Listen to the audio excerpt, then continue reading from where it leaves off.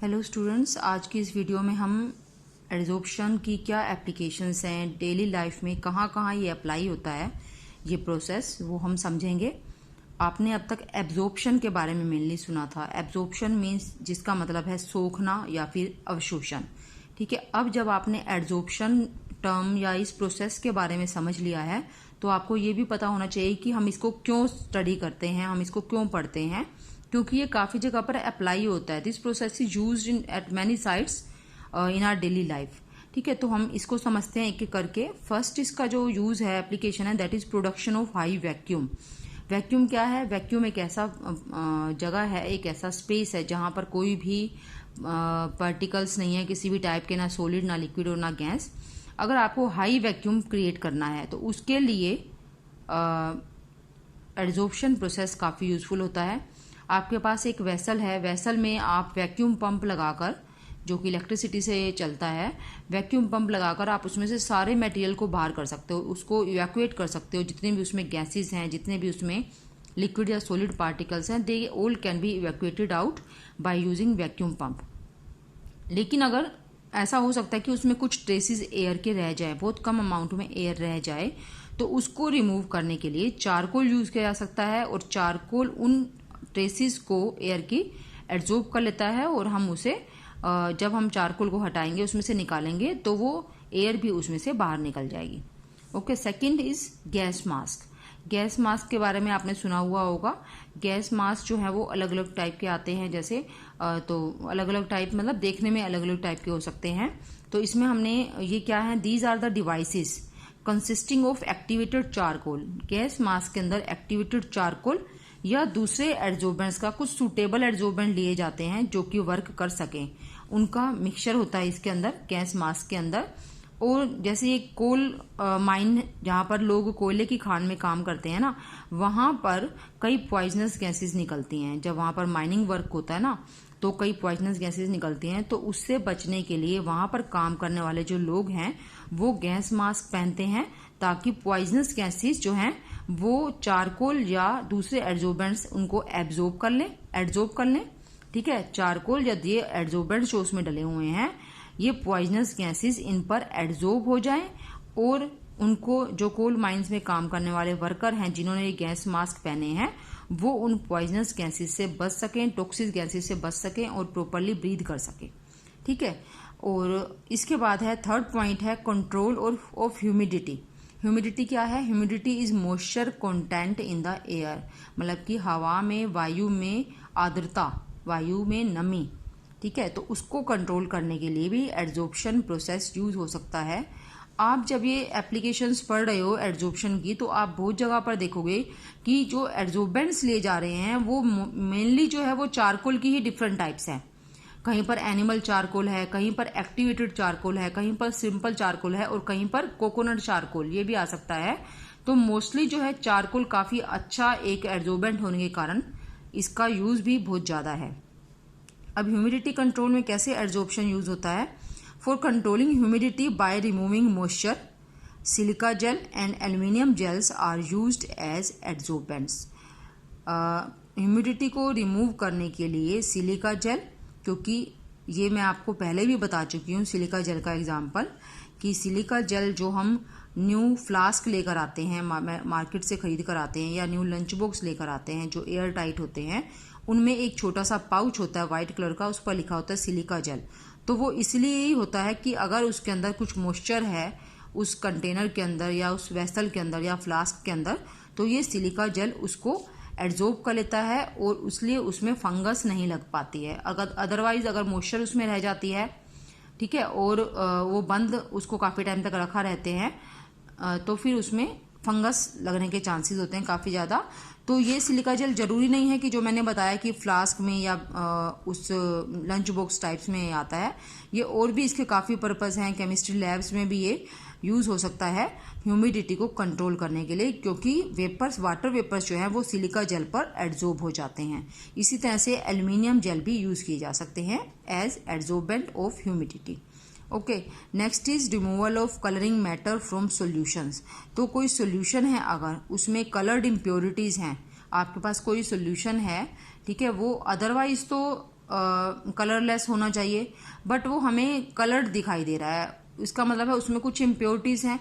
उन coloured impurities को remove करने के लिए हम उसमें एनिमल चारकोल ऐड कर सकते हैं, और एनिमल चारकोल उन कलर्ड इम्प्योरिटीज़ को एब्जॉर्ब कर लेता है और सॉल्यूशन को कलरलेस बना देता है।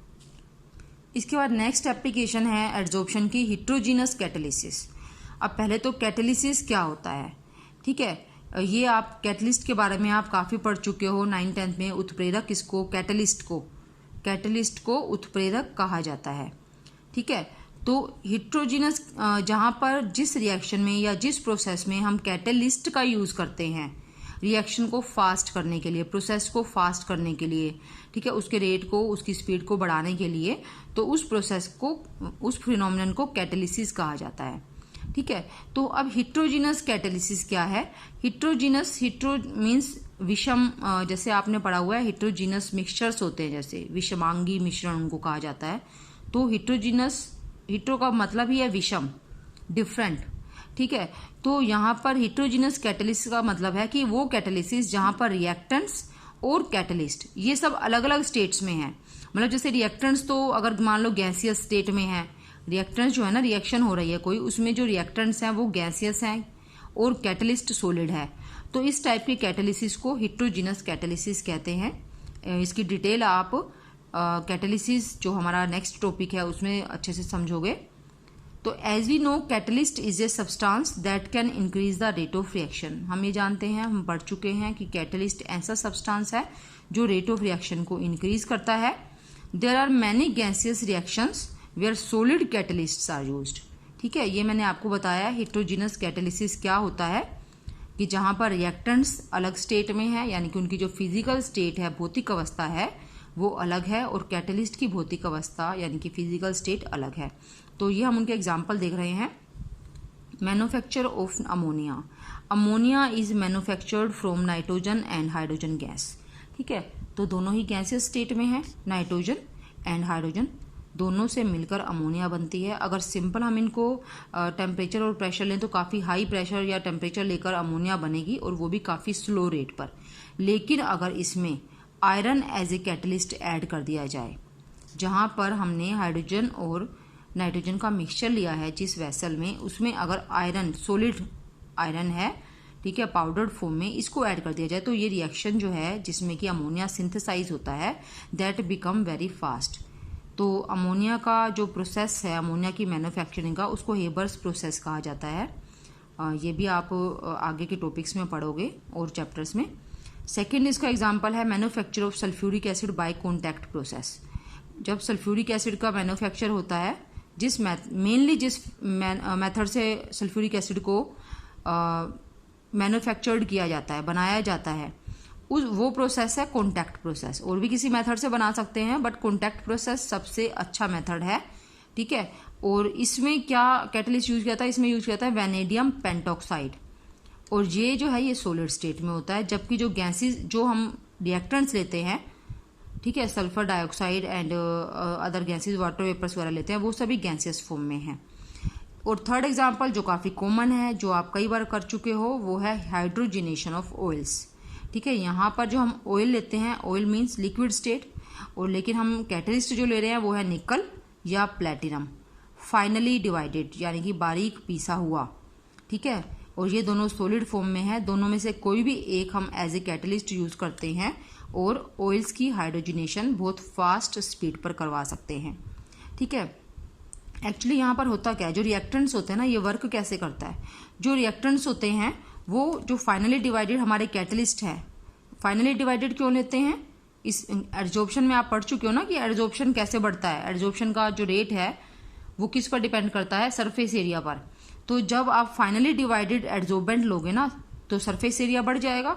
सरफेस एरिया बढ़ने से एड्जॉर्प्शन भी बढ़ जाएगा। एड्जॉर्प्शन बढ़ने से जो हम जिस काम के लिए उसको यूज कर रहे हैं वो प्रोसेस भी फास्ट हो जाएगा। तो यहाँ पर मान लो हमारे जो रिएक्टेंट्स है ना, reactants get adsorbed on finally divided catalyst. इसका मैं एग्जांपल लेती हूँ। यहाँ पर हम जब ऑयल की हाइड्रोजनेशन करते हैं तो ऑयल के साथ हम हाइड्रोजन गैस लेते हैं, ठीक है। वो हाइड्रोजन गैस निकल या प्लेटिनम दोनों में से आपने जो भी कैटलिस्ट लिया है उस पर एड्जॉर्ब हो जाती है, ठीक है। और वो एड्जॉर्ब होने के बाद उसको जो पार्टिकल्स हैं उनकी जो रिएक्शन स्पीड है या उनका जो मैकेनिज्म है वो थोड़ा सा चेंज हो जाता है, जिससे कि रिएक्शन फास्ट हो जाती है और rate of reaction is get increased. Next इसका एप्लीकेशन है एडजॉर्प्शन की, separation of inert gases. Inert gases आपको पता है क्या होती हैं। इनर्ट गैसेस यानी कि उत्कृष्ट गैसें जो कि रिएक्ट नहीं करती हैं। In periodic table they are grouped in 18th group. जो हमारे मॉडर्न पीरियोडिक टेबल है उसमें वो 18th ग्रुप में सेपरेटली रखी गई हैं। Helium, neon, argon, krypton, xenon. ठीक है, ये जो इनर्ट गैसेस हैं इनको अलग करने के लिए एडजॉर्प्शन यूज किया जाता है। इनको इनर्ट गैसेस भी कहते हैं, नोबल गैसेस भी कहते हैं। They are adsorb to different extent by charcoal, coconut charcoal. Coconut charcoal जो है उस पर ये गैसेस अलग अलग अमाउंट में एडजॉर्ब होते हैं। कोई ज़्यादा एडजॉर्ब होती है, कोई कम एडजॉर्ब होती है। अगर हम टेम्परेचर एडजस्ट कर लें ना, अगर हम अलग अलग टेम्परेचर एडजस्ट कर लें तो ऐसा हो जाता है कि एक गैस तो एडजॉर्ब हो गई, बाकी कोई भी एडजॉर्ब नहीं हुई। ठीक है, तो वो एडजॉर्ब हो गई, उसको हम हटा लेते हैं। फिर हमने और चारकोल उसमें डाल दिया, या उसी चारकोल में से ही डीजॉर्प्शन करवा के उसी चारकोल को दोबारा यूज़ कर लिया। तो फिर हमने टेम्परेचर फिर से एडजस्ट किया तो कोई दूसरी नोबल गैस उस पर एडजॉर्ब हो गई। इस तरह से बार बार हम टेम्परेचर एडजस्ट करके कोकोनट चारकोल पर नोबल गैसेस को 1 by 1 एडजॉर्ब करवाकर उनकी सेपरेशन कर सकते हैं। Next point is in curing diseases. जो हमारी दवाइयाँ होती हैं जो हम खाते हैं, अगर हम बीमार पड़ जाते हैं किसी भी डिजीज़ में, तो काफ़ी सारी दवाइयाँ ऐसी होती हैं कि जो जर्म्स को एडजॉर्ब कर लेती हैं। ठीक है, या फिर जो जर्म्स पर एडजॉर्ब हो जाती हैं। जो जर्म्स होते हैं ना उन पर वो दवाइयाँ एडजॉर्ब हो जाती हैं और जिससे वो जो जर्म्स हैं उनको वो मार देती हैं। ठीक है, many drugs perform their action by getting adsorbed on germs and kill them. ठीक है, and next is 8th point is froth flotation process. Froth flotation process हमारा आप S&P ब्लॉक जब पढ़ोगे उससे पहले वाले चैप्टर्स में पढ़ोगे तो वहाँ पर ये आपने धातु का निष्कर्षण, ये आपने 10th क्लास में किया हुआ है। धातु का निष्कर्षण यानी कि जब धातु को उसके अयस्क में से प्राप्त किया जाता है तो वहाँ पर 3 स्टेप्स में धातु को उसके अयस्क से निकाला जाता है। पहला जो प्रोसेस है वो होता है कंसंट्रेशन ऑफ ओर या एनरिचमेंट ऑफ ओर, यानी कि वहाँ पर सांद्रण किया जाता है अयस्क का। ठीक है, हिंदी में उसको बोलते हैं अयस्क का सांद्रण, या इंग्लिश में बोलते हैं हम कंसंट्रेशन ऑफ ओर या एनरिचमेंट ऑफ ओर। ठीक है, तो वहाँ पर एक उस अलग अलग मेथड्स होते हैं, अलग अलग तरह के जो अयस्क हैं या हम क्या कहेंगे कि ओर्स हैं, जो अलग अलग ओर्स हैं उनको उनका सांद्रण करने के अलग अलग मेथड्स हैं। There are different methods of concentration of ore या एनरिचमेंट ऑफ ओर। ठीक है, तो उनमें जो सल्फाइड ओर्स होती हैं ना, कुछ मेटल्स ऐसी होती हैं जो अपने सल्फाइड के रूप में मिलती हैं नेचर में, जैसे कि रॉक्स के अंदर या अर्थ क्रस्ट में उनका सल्फाइड, जैसे कि जिंक सल्फाइड है। जिंक जो है वो इस फॉर्म में मिलता है, सल्फाइड ओर मिलती है उसकी, तो जिंक सल्फाइड में से जिंक को निकाला जाता है। तो जो सल्फाइड ओर्स होती हैं उनकी कंसंट्रेशन या उनका सांद्रण फ्रोथ फ्लोटेशन प्रोसेस से किया जाता है। इसमें एक्चुअली क्या होता है कि इसमें जो है ना तेल, पाइन ऑयल होता है मेनली, और वाटर डाला जाता है, उसके अंदर इस ओर को मिक्स किया जाता है और एयर बबल आउट की जाती है, यानी कि उसमें काफ़ी प्रेशर से जो है ना हवा उसमें से पास की जाती है उस मिक्सचर में से। तो क्या होता है कि झाग बन जाती है सारी ऊपर। ठीक है, ऊपर ऊपर क्या होता है, झाग बन जाती है, और उस झाग के अंदर ये सारे जो सल्फाइड ओर्स हैं, सल्फाइड ओर के जो पार्टिकल्स हैं वो सारे झाग में आ जाते हैं, और जो भी उसमें अशुद्धियाँ होती हैं, इम्प्योरिटीज़ होती हैं, वो नीचे रह जाती हैं। ठीक है, तो उस झाग को अलग कर लेते हैं, और फिर जब वो झाग बैठ जाती है यानी कि झाग सेटल हो जाती है तो नीचे नीचे सल्फाइड ओर के पार्टिकल्स होते हैं, तो उसमें से हम सल्फाइड ओर के पार्टिकल्स को निकाल सकते हैं। ठीक है, तो यहाँ से वैसे ये डिटेल में हमारा इतना इसमें है नहीं, हम प्रिंसिपल्स ऑफ एक्सट्रैक्शन में करेंगे जो धातुओं की के लिए जो चैप्टर है, तो उसमें मेनली हमारा ये आएगा। तो यहाँ पर एक सिंपली मैं आपको दोबारा से बता देती हूँ, this is a method of concentration of sulphide ores. Sulphide अयस्क के सांद्रण का ये एक तरीका है। Low grade sulphide ore can be separated from silica and other earthy impurities, यानी कि जो मिट्टी वगैरह होती है, अर्दी इम्प्योरिटीज मतलब अर्थ पर क्या होता है, मिट्टी होती है मेनली या सिलिका। अगर ये सल्फाइड ओर के साथ मिलते हैं, जैसे हम ज़मीन में से जब हम अर्थ में से निकालते हैं किसी भी अयस्क को, तो उसके साथ काफ़ी सारी इम्प्योरिटीज़ तो आएंगी ही, मिट्टी भी आएगी, ठीक है। तो उस मिट्टी को रिमूव करना, उस इम्प्योरिटीज़ को रिमूव करना ही कंसंट्रेशन कहलाता है, ठीक है। तो सल्फाइड ओर्स के साथ जो इम्प्योरिटीज़ होती हैं, सिलिका या दूसरी अर्थी इम्प्योरिटीज़, जब ये ओर पार्टिकल्स इनको जब फ्लोटेशन प्रोसेस जो मैंने आपको बता दिया, पाइन ऑयल और वाटर के साथ इसका मिक्सचर बनाया जाता है, तो जो और पार्टिकल्स होते हैं ना इन सब में से, they get adsorbed on the froth means झाग, and froth when floats on the surface, और झाग आपको पता है ऊपर ऊपर आती है, तो उसको फ्रोथ को रिमूव कर लेते हैं, झाग को रिमूव कर लेते हैं और उसमें से और पार्टिकल्स को हम अलग कर सकते हैं। इस तरह से सल्फाइड और की कंसंट्रेशन हो जाती है। इसके बाद नेक्स्ट हमारा 9th एप्लीकेशन है एड्जॉर्प्शन इंडिकेटर्स। तो कुछ इंडिकेटर्स मीन्स सूचक, ठीक है। तो कई बार क्या होता है, जब हम प्रोसेस कर रहे हैं जिसमें कि हमें, या कोई रिएक्शन करवा रहे हैं हम जिसमें हमें किसी स्पेसिफिक सब्सटेंस को या साल्ट को प्रेसिपिटेट आउट करना, उसके प्रेसिपिटेट बनाने हैं हमें, तो during the precipitation of certain salt, जैसे हम एग्जांपल ले रहे हैं यहाँ पर silver halide, silver chloride, silver bromide या सिल्वर आयोडाइड, जब हम इनमें से किसी का प्रेसिपिटेशन करते हैं ना, ठीक है, तो अगर हमने उस रिएक्शन, उस मिक्सचर के अंदर, ठीक है, हमने अगर कोई डाई डाल दी, डाई मतलब कलरिंग सब्सटेंस, जैसे इओजिन डाल दी, ठीक है, तो जब वो हमें अगर कोई उसमें कलर्ड सब्सटेंस दिखाई देने लग गया, तो उससे हमें पता चल जाता है कि हमारे जो हम सिल्वर हैलाइड के प्रेसिपिटेट्स चाह रहे थे वो बन चुके हैं और एंड पॉइंट आ गया रिएक्शन का। रिएक्शन मतलब कि ख़त्म हो चुकी है, क्योंकि वो कलर्ड पार्टिकल्स जो है वो किसके होंगे, वो सिल्वर हैलाइड के होंगे। क्योंकि जब प्रेसिपिटेशन हो रहा था तो सिल्वर हैलाइड के पार्टिकल्स ने इस कलर को, डाई के कलर को एड्जॉर्ब कर लिया, ठीक है, और इसलिए जब वो हमें कलर वाले पार्टिकल्स दिखाई दिए, इसका मतलब ये सिल्वर हैलाइड के पार्टिकल्स बन चुके हैं और प्रेसिपिटेशन कंप्लीट हो चुका है, ठीक है। एंड लास्ट जो इसकी एप्लीकेशन है एड्जॉर्प्शन की, वो है क्रोमेटोग्राफिक एनालिसिस। क्रोमेटोग्राफी, ये भी आपने 9th क्लास में हमने किया था। ये क्रोमेटोग्राफी मेनली जो वर्ड है, क्रोम का मतलब है कलर्ड, तो स्टार्टिंग में ये यूज़ हुआ था कलर्ड सब्सटेंसेस को अलग करने के लिए। जैसे आपके पास मिक्सचर है कलर्स का, तो उसमें से अलग अलग कलर को अलग करने के लिए, या जैसे प्लांट्स का जो फ्लावर्स का जो रस होता है, ठीक है, उसके अंदर कई सारे अलग अलग सब्सटेंसेस होते हैं, मटेरियल होते हैं, उन सबको अलग करने के लिए। तो जो क्रोमेटोग्राफी है डिफरेंट टाइप की होती है, अलग अलग टाइप की होती है, और क्रोमेटोग्राफी का हमारी केमिस्ट्री में या जो एनालिटिकल और इंडस्ट्रियल फील्ड्स हैं वहाँ पर काफ़ी ज़्यादा यूज़ होता है क्रोमेटोग्राफिक प्रोसेस का, ठीक है। तो क्रोमेटोग्राफी जो है वो मेनली है ही एड्जॉर्प्शन पर बेस्ड। इसका जो प्रिंसिपल है ना, जिस प्रिंसिपल पर ये काम करती है वो प्रिंसिपल ही एड्जॉर्प्शन है। इसकी डिटेल में आप 11th में कर चुके हो क्रोमेटोग्राफी के बारे में। तो क्रोमेटोग्राफी जो है हमारा इसका लास्ट एप्लीकेशन है एड्जॉर्प्शन की। इस टॉपिक के बाद हमारी एनसीईआरटी की बुक में ये 3 क्वेश्चंस हैं, इन टेक्स्ट क्वेश्चंस, इनको भी हम समझ लेते हैं। पहला क्वेश्चन है why are the substances like platinum and palladium often used for carrying out electrolysis of aqueous solution. तो ये हमने वैसे ये आपका पिछले चैप्टर में भी था, इलेक्ट्रोकेमिस्ट्री में था, सॉरी।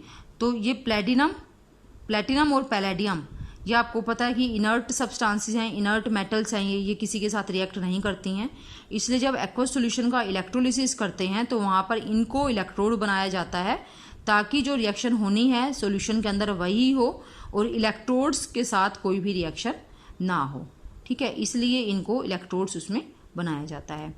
नेक्स्ट क्वेश्चन है why does physisorption decrease with increase of temperature.